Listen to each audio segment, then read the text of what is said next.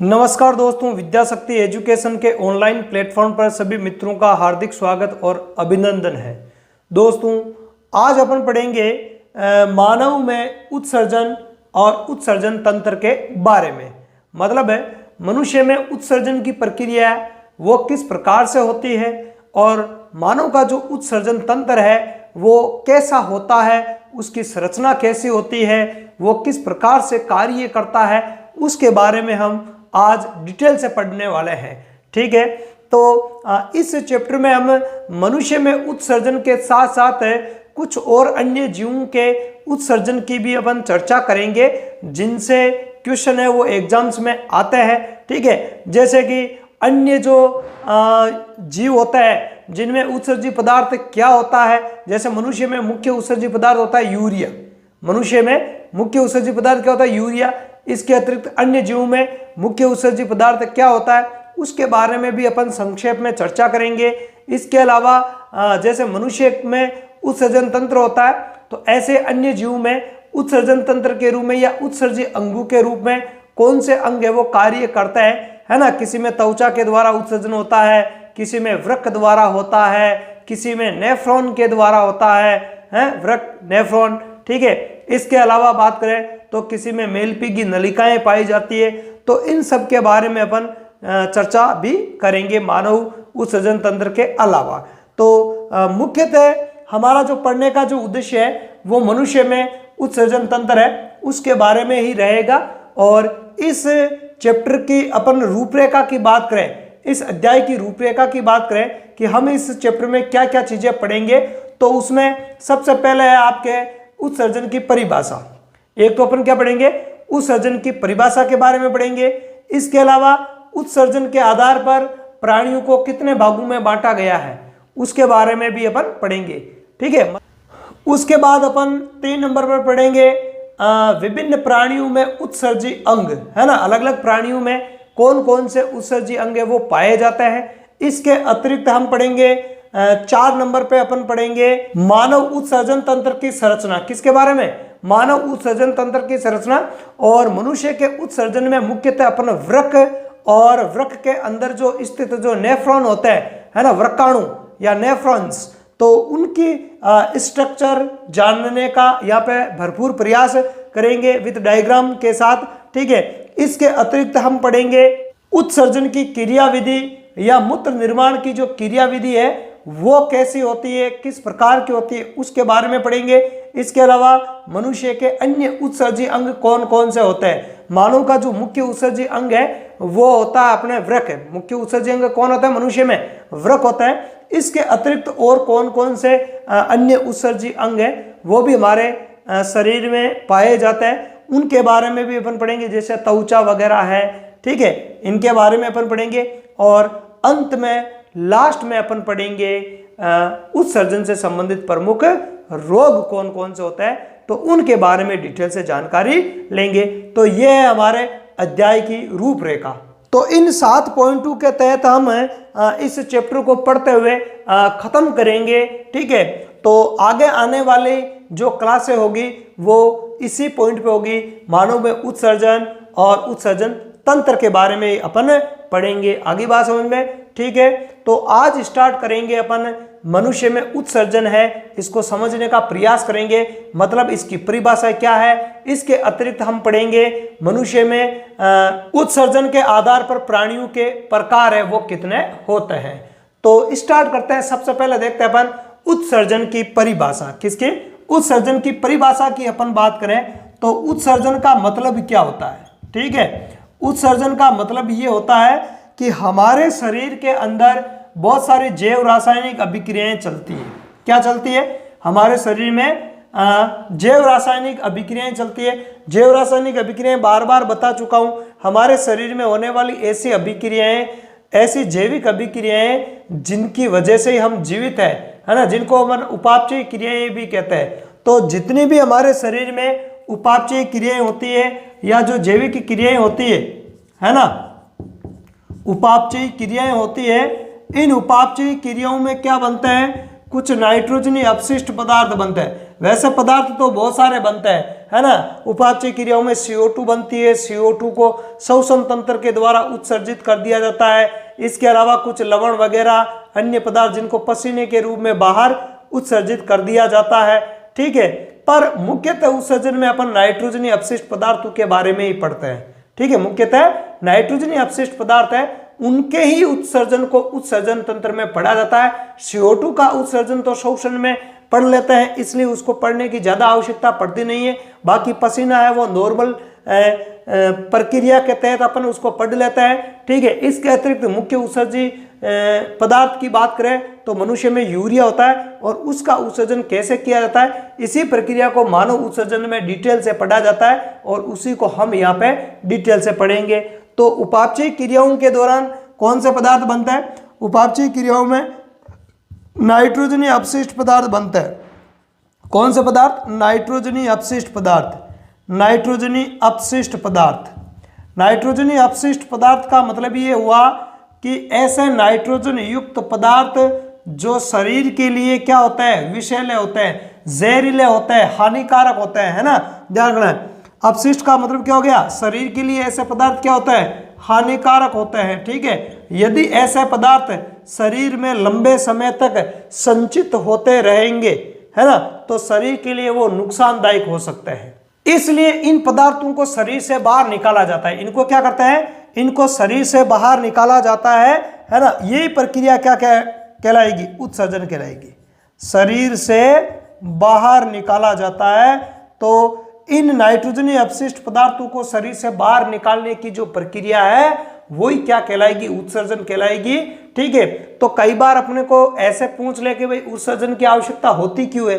तो उत्सर्जन की आवश्यकता इसलिए होती है कि हमारे शरीर में जितनी भी जैव रासायनिक क्रियाएं या बहुत उपापचयी क्रियाएं जो होती है, उन उपापचयी क्रियाओं में ऐसे हानिकारक पदार्थ बनते हैं और यदि वो पदार्थ शरीर में जमा होते जाएंगे, भाई वो शरीर से बाहर नहीं निकलेंगे तो शरीर में ही जमा होंगे। शरीर में जमा होते जाएंगे तो उनका विषैला प्रभाव है वो शरीर को नुकसान पहुंचाएगा, जहर उत्पन्न कर देगा शरीर में, अन्य जैव रासायनिक क्रियाओं को बाधित करेगा। परिणाम स्वरूप व्यक्ति की क्या हो जाएगी? मृत्यु हो जाएगी। क्या हो जाएगी? मृत्यु हो जाएगी। इसलिए ऐसे हानिकारक अपशिष्ट पदार्थों को, जिनमें नाइट्रोजनी अपशिष्ट पदार्थ भी शामिल है, तो उनको बाहर निकालने की जो प्रक्रिया होती है उसी को अपन क्या कहते हैं? उत्सर्जन कहते हैं। क्या कहता है उसको अपन उत्सर्जन के नाम से जानते हैं। किसके नाम से जानते हैं? उत्सर्जन के नाम से जानते हैं। आगे बात समझ में, ठीक है। तो यह है मुख्य रूप से उत्सर्जन की परिभाषा। अब अपन देखें उत्सर्जन के आधार पर प्राणियों को कितने भागों में बांटा जाता है, ठीक है। तो उत्सर्जन के आधार पर प्राणियों को 3 भागों में बांटते हैं। कितने भागों में? 3 भागों में बांटते हैं। देखते हैं कौन कौन सा है। उत्सर्जन के आधार पर प्राणियों के वर्गीकरण की अपन बात करें तो 3 भागों में इनको बांटा जाता है। एक तो हो जाता है आपके यूरिया का उत्सर्जन करने वाले प्राणी। कौन से? यूरिया का उत्सर्जन करने वाले प्राणी। एक हो जाते हैं अमोनिया का उत्सर्जन करने वाले प्राणी और एक हो जाता है यूरिक अम्ल का उत्सर्जन करने वाले प्राणी। तो 3 प्रकार के प्राणी होते हैं, ठीक है। सबसे पहले अपन देख लेते हैं अमोनिया का उत्सर्जन करने वाले प्राणी कौन कौन से हैं, ठीक है। तो इन प्राणियों को बोलते हैं अमोनिया उत्सर्जी प्राणी। क्या बोलते हैं? अमोनिया उत्सर्जी प्राणी। कौन से प्राणी? अमोनिया उत्सर्जी प्राणी इनको कहा जाता है, ठीक है। और दूसरे प्रकार के जो प्राणी होते हैं वो होते हैं आपके यूरिया का उत्सर्जन करने वाले प्राणी। कौन से? यूरिया का उत्सर्जन करने वाले प्राणी, तो उनको बोलते हैं यूरिया उत्सर्जी प्राणी। कौन से प्राणी? यूरिया उत्सर्जी प्राणी। और तीसरे प्रकार के जो प्राणी होते हैं जो यूरिक अम्ल का उत्सर्जन करते हैं, है ना, तो उनको बोलते हैं यूरिक अम्ल उत्सर्जी प्राणी। यूरिक अम्ल उत्सर्जी प्राणी, ठीक है। यूरिक अम्ल उत्सर्जी प्राणी अपन कह सकते हैं, ठीक है। अंग्रेजी में इनके लिए अपन शब्द जो काम में लेते हैं वो है अमोनिया का उत्सर्जन करने वाले जो प्राणी है अमोनिया उत्सर्जी प्राणी कहलाता है। और इनके लिए शब्द काम में लेते हैं अमोनियोटेलिक या अमीनोटेलिक, ठीक है। अमीनोटेलिक प्राणी, अमीनोटेलिक प्राणी। और इनको अपन बोलते हैं यूरियोटेलिक प्राणी। कौन से प्राणी? यूरियोटेलिक प्राणी, जो यूरिया का उत्सर्जन करता है। और इनको बोलते हैं यूरिक अम्ल या यूरिक एसिड का उत्सर्जन करने वाले जो प्राणी होते हैं उनको बोलते हैं अपन यूरिकोटेलिक प्राणी। कौन से प्राणी? यूरिकोटेलिक प्राणी। यूरिकोटेलिक प्राणी क्या कहते हैं इनको? यूरिकोटेलिक प्राणी इनको कहा जाता है। तो अब इनकी चर्चा करें अपन, तो ये जो प्राणी होता है ये तो किसका? अमोनिया का उत्सर्जन करते हैं। किसका? अमोनिया का उत्सर्जन। अमोनिया का उत्सर्जन। तो अमोनिया का उत्सर्जन करने वाले प्राणी हो गए अमीनोटेलिक प्राणी हो गए। आगे बात समझ में? अमोनिया होती है वो विषैली होती है। यदि इन तीनों प्राणियों की बात करें, इनमें होता है यूरिया का उत्सर्जन। इनमें किसका उत्सर्जन होता है? यूरिया का उत्सर्जन। और इनमें अमीनो अम्लों का उत्सर्जन और इनमें अमोनिया का उत्सर्जन। तो इन तीनों प्राणियों की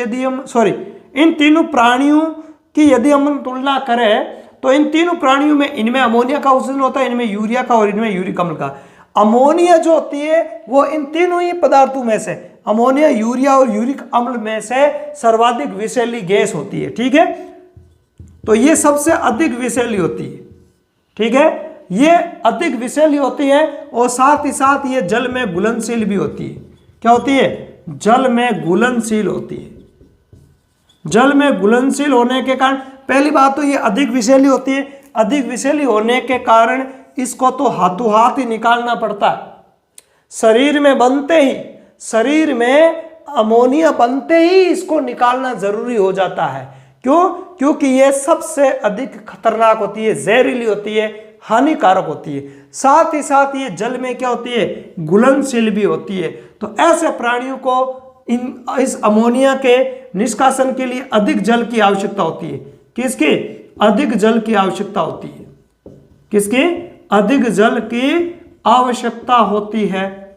ध्यान रखना है, अधिक जल की आवश्यकता पड़ेगी अमोनिया के लिए, क्योंकि अमोनिया जल में घुलनशील होती है। ठीक है, और अधिक विषैली होने के कारण इसको हाथों हाथ ही निकालना पड़ता है। ठीक है, इतना वेट करने की जरूरत नहीं। इसलिए ये प्रकृति में एक प्रकार का अनुकूलन है कि ये पाई जाती है जलीय जीव में, है ना। जलीय जीव ही इसका मुख्यतः उत्सर्जन करते हैं। कौन से जीव? जलीय जीव है वो ही मुख्यतः इसका उत्सर्जन करते हैं। ठीक है, तो जलीय जीव में अपन बात करें तो इसके उदाहरण हो जाएंगे जैसे हाइड्रा है, पोरीफेरा है, स्लेंट्रेटा है। इसके अतिरिक्त अन्य जो जलीय जो जीव होते हैं उनमें इसका उत्सर्जन होता है। पोरीफेरा है, उदाहरणों की बात करें तो पोरीफेरा संघ के जो जीव है वो है ना, स्लेंट्रेटा है। ठीक है, जलीय आर्थ्रोपोडा है। ठीक है, ऐसे जो प्राणी हैं वो सब इसके अंतर्गत आता है। और भी है, अभी मैं नोट्स लिखाऊंगा उसमें सारे उदाहरण दे दूंगा। ठीक है, तो इस प्रकार के जो प्राणी है वो जो ये सारे के सारे जलीय प्राणी है। ठीक है, और जल में कोई वैसे जलीय प्राणी है तो उनके पास में जल भरपूर होता है। ठीक है, इसलिए हाथों हाथ अमोनिया बनते ही उसका क्या कर देता है? उत्सर्जन कर देता है। पर अपन ऐसा नहीं कर सकते। ठीक है, आगे बात सुन। दूसरे जो यूरिया उत्सर्जी प्राणियों में अपन बात करें तो ये यूरिया का उत्सर्जन करने वाले प्राणी होते हैं। कैसे? यूरिया का उत्सर्जन, है ना। तो इनमें किसका उत्सर्जन होता है? यूरिया का उत्सर्जन। और ये अमोनिया की तुलना में कम विषैला होता है। इस अमोनिया की तुलना में क्या होता है? कम विषैला होता है। हालांकि ये भी जल में घुलनशील होता है। ये भी क्या होता है? जल में घुलनशील होता है। इसलिए इसके उत्सर्जन के लिए भी जल की आवश्यकता होती है ना। इसके लिए भी किसकी आवश्यकता पड़ेगी? जल की आवश्यकता होती है इसके उत्सर्जन के लिए भी। पर इसको अपन थोड़े समय के लिए या कुछ समय के लिए अपन रोक कर रख सकते हैं, क्योंकि यूरिया अमोनिया की तुलना में क्या होता है? कम विषैला होता है ना। इसलिए मनुष्य है उसमें मूत्र विसर्जन को अपन रोक सकते हैं या बार बार नहीं होता है ना। आई बात समझ में? तो ये कम विषैला होने के कारण ऐसा होता है। उदाहरणों की अपन बात करें यूरिया उत्सर्जित प्राणियों की, तो स्तनधारी प्राणी तो हो ही गए, है ना। स्तनधारी प्राणी जैसे मनुष्य है, खरगोश वगैरह जो भी है। ठीक है, इसके अतिरिक्त उभयचर है, एनेलिडा है। ठीक है, इसके अलावा आपके अस्थिल और उपास्थल मछलियां हैं, ठीक है, तो ये इसके उदाहरण हो जाएंगे। आगे बात समझ में, ठीक है। कौन कौन, जैसे एक तो मैं इधर बता दूं, जैसे हो गया मनुष्य, ठीक है, क्या हो गया, मनुष्य हो गया एक तो, मनुष्य का प्रॉपर उदाहरण दे रहा हूं क्योंकि मानव का कई बार एग्जाम में पूछा जाता है। और मनुष्य किस में आता है, स्तनधारी में, किस में आता है, स्तनधारियों में आता है। इसके अलावा बात करें तो एनेलिडा संघ के प्राणी जो है ना, एनेलिडा संघ के जो प्राणी है, अस्थिल और उपास्थल मछलियां हैं, ठीक है, तो इनमें ये यूरिया उत्सर्जी पदार्थ के रूप में पाया जाता है। और अब बात करें यूरिक अम्ल उत्सर्जी प्राणी, तो यूरिक अम्ल उत्सर्जी प्राणी वो प्राणी हैं जिनमें यूरिक अम्ल का उत्सर्जन होता है। किसका, यूरिक अम्ल का, किसका, यूरिक अम्ल का उत्सर्जन किया जाता है, तो वो यूरिक अम्ल उत्सर्जी प्राणी कहलाता है, या यूरिकोटेलिक, ये ना ध्यान रखना को यूरियोटेलिक। देखो एक मिनट, ये यूरियोटेलिक में तो सीधा यूरिया उत्सर्जी प्राणी, यूरिको में को लगा हुआ, यदि को आ जाए बीच में तो वो आपको याद रखना यूरिक अम्ल उत्सर्जी प्राणी आए होंगे। ये सवाल कई बार एग्जाम में आया हुआ है ना, ध्यान रखना कि यूरिया का उत्सर्जन करने वाले प्राणी क्या कहलाता है, यूरियोटेलिक, यूरिकोटेलिक, या और कोई ऑप्शन में आ जाए तो ये दो कंफ्यूज करेंगे, जिसके बीच में को आ जाए तो वो यूरिक अम्ल उत्सर्जी प्राणी होंगे, और यूरियोटेलिक में सीधा है तो यूरिया उत्सर्जी प्राणी हो जाएंगे। तो यूरिक अम्ल उत्सर्जी प्राणियों को यूरिकोटेलिक प्राणी भी कहते हैं। इनमें यूरिक अम्ल का उत्सर्जन होता है और ये सबसे कम विषैला होता है। क्या होता है, सबसे कम विषैला होता है ये। आगे बात सुनिए, सबसे कम विषैला होता है और जल की बहुत ही कम आवश्यकता होती है। इसके उत्सर्जन के लिए जल की आवश्यकता नहीं होती है, न के बराबर है, आवश्यकता नहीं होती है ना, इसके उत्सर्जन के लिए जल की आवश्यकता नहीं होती है। तो इस प्रकार का जो पदार्थ है, जो उत्सर्जी पदार्थ है, वो देखने को मिलेगा अपने पक्षियों में, सरीसृप जो प्राणी है उनमें, इसके अलावा जो मरुस्थलीय आवास के जो प्राणी है, मरुस्थलीय आवास में पाए जाने वाले जो स्तनधारी है उनमें ये पाया जाता है ना। मरुस्थलीय आवास में पाए जाने वाला जो स्तनधारी है उनमें यूरिक अम्ल उत्सर्जी पदार्थ के रूप में पाया जाता है। आगे बात समझ में, तो उत्सर्जन के आधार पर ये प्राणी 3 प्रकार के होते हैं और इसमें से कई बार सवाल आता है। आगे बात समझ में, है ना, कई बार पूछा जाता है मनुष्य का उत्सर्जी पदार्थ है यूरिया। आगे बात समझ में, यूरिया का उत्सर्जन करने वाले प्राणी क्या कहलाते हैं, यूरियोटेलिक, ठीक है। तो इससे कई बार ये प्रश्न आए हुए हैं, ठीक है। आगे बात सुन, तो इतना जो हमने पढ़ा है इसके अपन एक बार नोट्स देख लेते हैं, ठीक है। तो सबसे पहले देखते हैं उत्सर्जन की परिभाषा क्या होती है। तो शरीर में होने वाली उपापचयी क्रियाओं के फलस्वरूप बनने वाले नाइट्रोजनी अपशिष्ट पदार्थों को शरीर से बाहर निकालने की प्रक्रिया को उत्सर्जन कहते हैं। मतलब जो भी उपापचयी क्रियाएं हमारे शरीर में होती है उनमें जितने भी नाइट्रोजनी अपशिष्ट पदार्थ बनते हैं जो शरीर के लिए हानिकारक होता है, तो उनको शरीर से बाहर निकाला जाता है, वो प्रक्रिया ही उत्सर्जन कहलाती है। आगे देखें, आगे है नाइट्रोजनी अपशिष्ट पदार्थ की प्रकृति के आधार पर प्राणी निम्न 3 प्रकार के होते हैं, है ना। अब अलग अलग नाइट्रोजनी अपशिष्ट पदार्थ है वो अलग अलग प्रकार के बनते हैं, 3 प्रकार के होते हैं, बताया था मैंने आपको, यूरिया, अमोनिया और यूरिक अम्ल, ठीक है। तो इस आधार पर प्राणियों को 3 भागों में बांटा गया है। एक तो है अपने अमोनिया उत्सर्जी प्राणी, ऐसे प्राणी जो अमोनिया का उत्सर्जन करते हैं क्या कहलाता है, अमीनोटेलिक प्राणी। कौन से, अमीनोटेलिक कहलाते हैं। दूसरा है यूरिया उत्सर्जी प्राणी जिनको अपन बोलते हैं यूरियोटेलिक प्राणी बोलते हैं। और तीसरे हैं यूरिक अम्ल उत्सर्जी प्राणी जिनको कहते हैं यूरिकोटेलिक प्राणी। यहाँ को है बस इतना, यूरिको आ जाए तो यूरिक अम्ल उत्सर्जी प्राणी करना आपको। तो ये आपको ध्यान रखना है, ये और ये दोनों कंफ्यूज ना कर दे एग्जाम में, तो ये आपको ध्यान में रखना है। अब इनके बारे में एक एक करके डिटेल से पढ़ते हैं।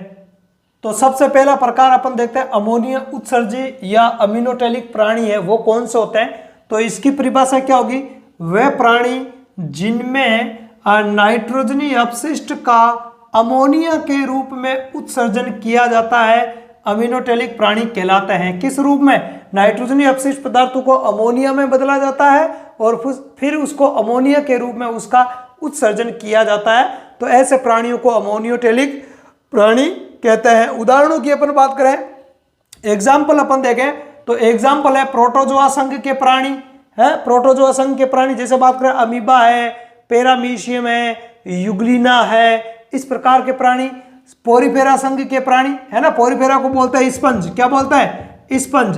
तो पोरीफेरा संघ के प्राणी, इसके अलावा हाइड्रा है, एनिलिडा संघ के प्राणी। एनिलिडा संघ के प्राणियों में बात करें तो फॉर एग्जांपल के लिए जैसे केंचुआ, केंचुआ इसी संघ का प्राणी है ना, केंचुआ हो गया। जलीय आर्थ्रोपोडा संघ के प्राणी, मोलस्का संघ के प्राणी, ठीक है। इसके अलावा अलवणीय जलीय मछली, अलवणीय का मतलब मीठे जल वाली, मीठे जल में जो मछलियां पाई जाती है उनको अलवणीय जलीय मछलियां कहते हैं। तो इन सब में अमोनिया का उत्सर्जन है वो किया जाता है। अब देखा आगे, अमोनिया अत्यंत विषैली होने के कारण, सर्वाधिक विषैली कौन होते हैं? इन तीनों पदार्थों में से। कौन से तीनों पदार्थ? अमोनिया, यूरिया और यूरिक अम्ल। इन तीनों में से अत्यंत विषैली होने के कारण इसको शीघ्रता से शरीर से बाहर निकालने की आवश्यकता होती है। आगे है, अमोनिया जल में अत्यधिक घुलनशील भी होती है। ध्यान रखना, जल में बहुत ज्यादा घुलती है, अतः इसके उत्सर्जन के लिए, है ना, इसको बाहर निकालने के लिए अत्यधिक जल की आवश्यकता होती है ना। ध्यान रखना, ज्यादा जल की आवश्यकता होती है, अत्यंत विषैली होती है, ठीक है।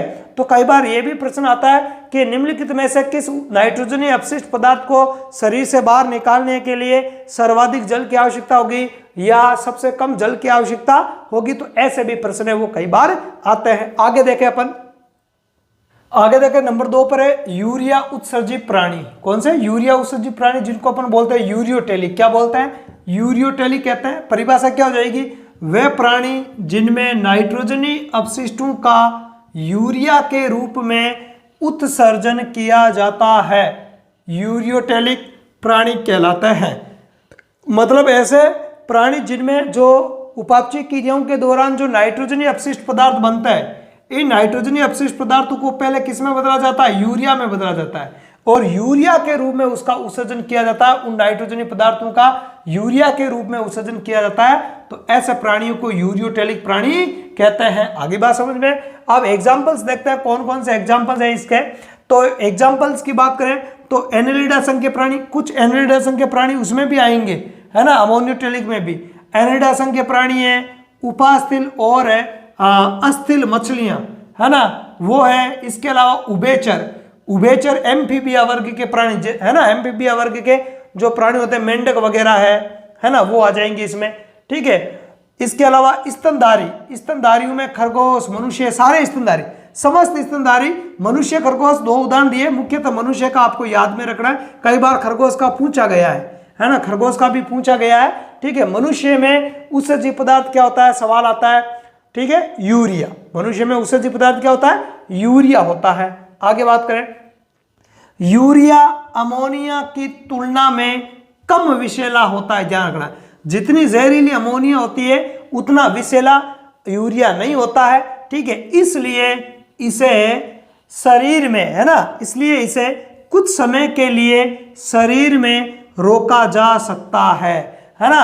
इसलिए ऐसे जो प्राणी है, मनुष्य वगैरह है, उनको यूरिया का हाथों-हाथ उत्सर्जन करने की जरूरत नहीं पड़ती है। हम यूरिया का उत्सर्जन करते हैं मूत्र निर्माण के द्वारा। हमारे जो मूत्र में है वो यूरिया ही होता है ना। मूत्र का निर्माण यूरिया के उत्सर्जन के लिए ही होता है।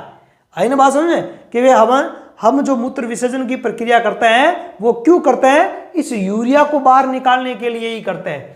हमारा मुख्य उत्सर्जी पदार्थ यूरिया होता है। इसको बाहर निकालने के लिए यूरिया को जल में घोल दिया जाता है। यूरिया जल में मिल जाता है तो मूत्र बन जाता है, जिसका अपन विसर्जन कर देते हैं। उसके बारे में अपन पढ़ेंगे, वृक्क और वृक्कों की संरचना, नेफ्रॉन की संरचना, है ना, तब डिटेल से और देखेंगे कि कैसे बनता है मूत्र। आगे देखो, यूरिया भी जल में घुलनशील होता है, अतः इसके उत्सर्जन के लिए भी जल की आवश्यकता होती है, ठीक है, होती है ये, ठीक है। तो यूरिया भी जल में घुलनशील होता है, इसलिए इसके उत्सर्जन के लिए भी जल की आवश्यकता होती है। आगे देखें अपन, अगला है यूरिक अम्ल उत्सर्जित प्राणी या जिनको अपन बोलते हैं यूरिकोटेलिक प्राणी। कौन से यूरिकोटेलिक, तो यहाँ बीच में को है, यूरियोटेलिक में सीधा आता है यूरियोटेलिक। ठीक है, आगे ध्यान रखना। तो यूरिक अम्ल उत्सर्जित प्राणी यूरिकोटेलिक क्या होता है, वे प्राणी जिनमें नाइट्रोजनी अपशिष्टों का यूरिक अम्ल के रूप में, किस रूप में, यूरिक अम्ल के रूप में उत्सर्जन किया जाता है, यूरिकोटेलिक प्राणी कहलाता है। मतलब जो यूरिक अम्ल का उत्सर्जन करने वाले प्राणी है वो यूरिकोटेलिक प्राणी कहलाता है। जो भी उपापचयी क्रियाओं के दौरान नाइट्रोजनी अपशिष्ट पदार्थ बनते हैं उनको यूरिक अम्ल में चेंज कर दिया जाता है और फिर यूरिक अम्ल का उत्सर्जन किया जाता है, तो उनको यूरिकोटेलिक प्राणी कहते हैं। एग्जाम्पल की बात करें तो कीट, कीड़े मकोड़े जितनी भी है ना, तितलियां वगैरह, जो भी कीड़े मकोड़े, कीट, बार, बीटल, भृंग, है ना, टिड्डे, ठीक है, मच्छर वगैरह, ये जितनी भी मच्छरों की प्रजाति है ये सब कीटों में आती है। ठीक है, तो कीट है, सरीसृप वर्ग के जो रेंग कर चलते हैं, है ना, रेप्टिलिया वर्ग के जो प्राणी हैं, इसके अलावा मरुस्थलीय आवास के स्तनधारी प्राणी, सारे स्तनधारी नहीं, मरुस्थलीय आवास में जो पाए जाने वाले जो स्तनधारी प्राणी हैं, क्योंकि मरुस्थल में वैसे ही जल की क्या होती है, कमी ही होती है। आगे बात में आगे, कम विषैला होने के कारण इसे अधिक समय तक शरीर में संचित किया जा सकता है ना। मतलब अमोनिया सबसे अधिक विषैली, ध्यान रखना, विषैलापन अगर अपन देखें तो सर्वाधिक जो विषैली होती है वो कौन होती है, अमोनिया।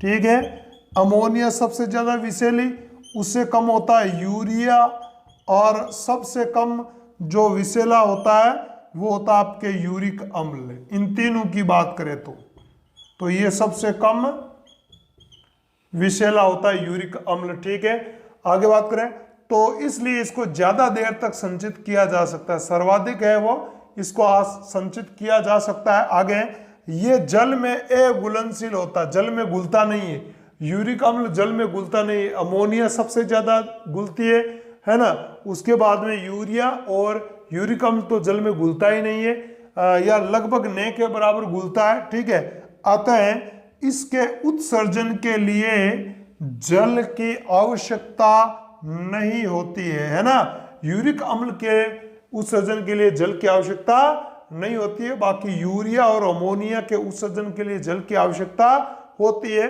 तो इस प्रकार ये नाइट्रोजन अपशिष्ट पदार्थों को तीन प्रकार के पदार्थों में चेंज करके अलग अलग जीव में अलग अलग प्रकार से उत्सर्जन है वो किया जाता है। ठीक है, तो आज हमने मानव उत्सर्जन के दौरान हमने एक तो पढ़ा है हमने उत्सर्जन की परिभाषा और उत्सर्जित पदार्थ की प्रकृति के आधार पर उत्सर्जन करने वाले जो प्राणी है वो कितने प्रकार के हो सकते हैं। तो तीन प्रकार के प्राणी होते हैं, इनके बारे में हमने पढ़ा है। मानव के साथ साथ इनके बारे में भी पढ़ना जरूरी है, क्योंकि इनसे भी कई बार प्रश्न है वो आते हैं। क्योंकि जो चैप्टर की जो पृष्ठभूमि बनती है, पृष्ठभूमि या रूपरेखा के अंदर ये चीजें बेसिक दे रखी होती है कि भाई इन प्राणियों में ऐसा होता है। ठीक है, तो इस क्लास में इतना ही पढ़ेंगे। यदि क्लास आपको अच्छी लगी है तो अपने दोस्तों में से ज़्यादा शेयर करना है। चैनल पर आप नए हो तो चैनल को सब्सक्राइब और लाइक भी करना है, और बेल वाले आइकन को जरूर प्रेस करना है, ताकि जैसे ही मैं कोई वीडियो अपलोड करूं उसका नोटिफिकेशन आपको हाथों हाथ मिल जाए। और इसके अतिरिक्त आप हमारे टेलीग्राम ग्रुप से भी जुड़ सकते हो, जिसका जो लिंक है वो चैनल के अबाउट सेक्शन में दिया हुआ है। तो अगली क्लास में एक नए पॉइंट के साथ, है ना, मानव उत्सर्जन तंत्र से संबंधित एक नए पॉइंट के साथ फिर आपसे रूबरू होंगे। तब तक के लिए धन्यवाद। जय हिंद।